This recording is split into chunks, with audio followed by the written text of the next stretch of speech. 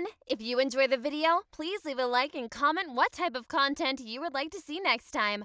Also, only a small percentage of people that watch my videos are actually subscribed. So if you end up liking the video, consider subscribing. Check out the Patreon in the video description for more stories by my team. Enjoy the video! It all started innocently enough. I never meant to do it, it just sort of happened. I got home from school when I was in the 10th grade. I put my bag down on my desk and noticed that Mom had left the laundry basket on my bed. This was her signal that I was supposed to put the clothes away in my drawers and bring down any dirty clothes I had. So I put everything away, except when I came to the underwear. There was a problem. Mom had accidentally left one of Judy's panties in my pile. Judy's and my elder sister, who is just 2 years older than me. I held her panty in my hands, feeling the silky material. I was a typical 10th grade boy, so as you can imagine, my mind raced at the thought that I was holding panties in my hand. For some reason, I had an urge to try them on, to see how they felt. I locked my door, closed all the shades, and put them on. They were so different, not rough or clingy like what I wore, but the smoothest, silkiest feeling, like I was wrapped in softness. "Nick, are you in there? Why is your door locked?" said Mom. I didn't know what to do, so I quickly pulled on my jeans and then went to unlock the door. "Why are all your blinds closed? What were you up to?" "Wait, don't tell me." "I don't think I want to know," she said. I was so close to being busted. I was lucky she didn't see me. What does she have said? "Come on, we're late. We're taking your father out to dinner tonight for his birthday. Don't you remember?" "Oh yeah," I said. She dragged me on out of the house, and we got in the car. I felt so feminine. I couldn't explain it. And now I was wearing them in public without anybody knowing. When we got home, instead of putting the panties back to Judy's room, I hid them in my closet. It was only a few days later that I wore the panties again. And again, I got really excited.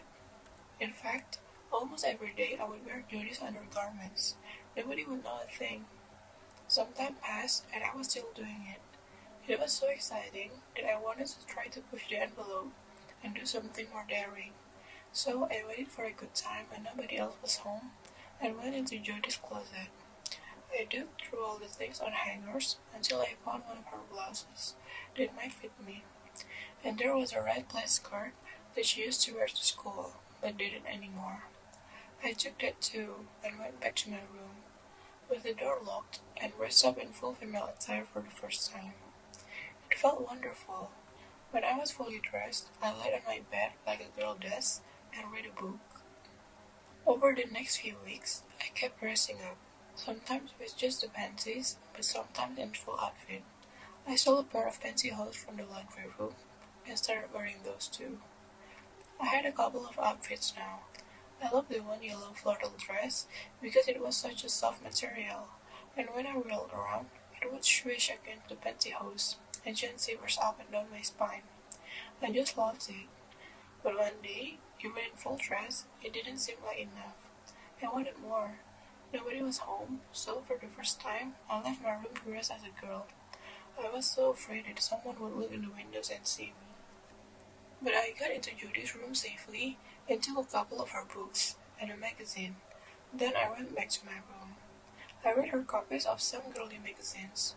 I was so thrilled that I was reading girls' magazines. I loved reading about girls and wanted to know all there was to know about them. One day, I finished her copy of Cosmo, so I went to put it back and find the next thing to read. I was sure that nobody was home, so I snuck into her room.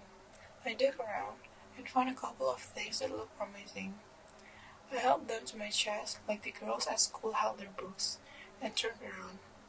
There, standing in the hallway, was my sister. I tried to turn and hide, but she saw me. I was so embarrassed.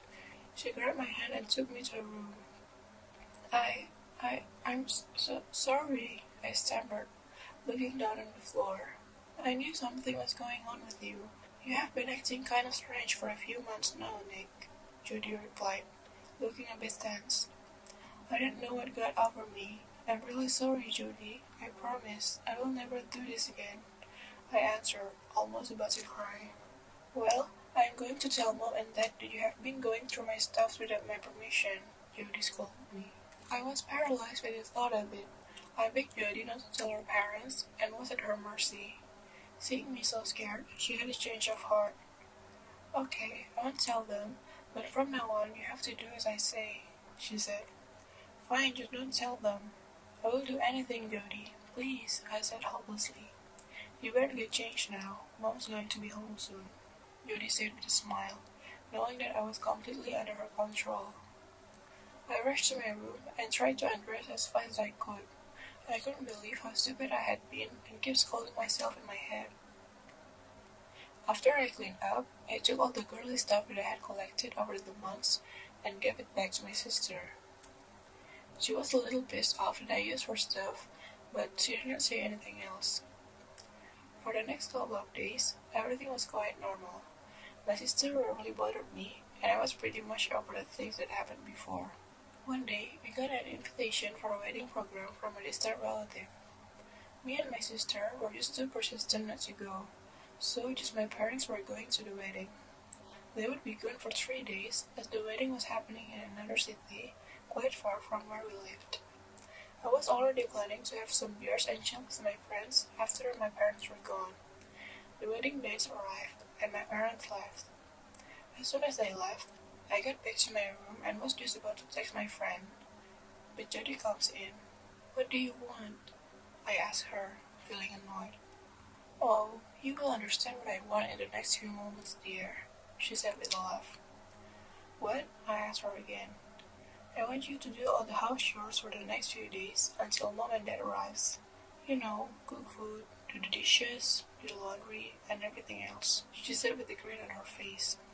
No way, I won't, I said angrily. Fine, if you want, then I will tell Mom and Dad that you are doing it for my stuffs, she said and turned around marching to the door. Wait, I screamed, realizing I had no other options. I will do it. Good, now that's like my good little brother. But there's also one other thing I want you to do, she said. What? I asked. You will have to dress up like a girl and pretend to be a girl. You will only wear girl stuff from now. I know you want to, so it will be fun for you too. But I will decide what you can and you can't wear. Understand? She said. It was more of a command. I knew it was a pointless argument with her, and the thought of actually pretending and living like a girl full time seemed to be quite exciting. So I nodded to her, and she told me to come into her room. We both went into her room, and there she put makeup on me, did my hair, and also made me wear some of her accessories, her necklace, bracelet, and her earrings. Then she told me to get into her white summer dress and black pantyhose. I was blushing now.